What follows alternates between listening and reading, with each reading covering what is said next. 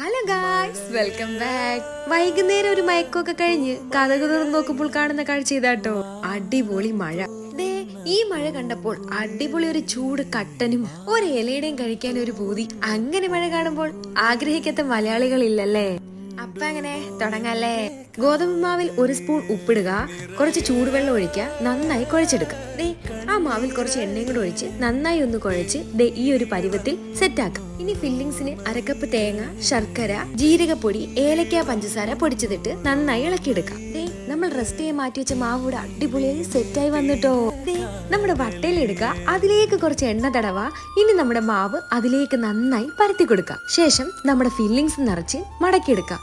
നമ്മൾ ഇലയുടെ തയ്യാറാക്കുന്നത് അടുപ്പിലാട്ടോ. ഇന്ന് ഇഡലിക്കുട്ടം വെക്കുക, എല്ലാം റെഡിയായത് അതിലേക്ക് പറക്കി വെക്കാം. അടുപ്പിലിരുന്ന് ആവിയിൽ വെന്ത് വരുന്ന ഇലയുടേക്ക് പ്രത്യേക ഒരു ടേസ്റ്റ് ആട്ടോ. മഴ കട്ടൻ ഇലയിട. അൽഹംദുലില്ലാ. ഹൈർ.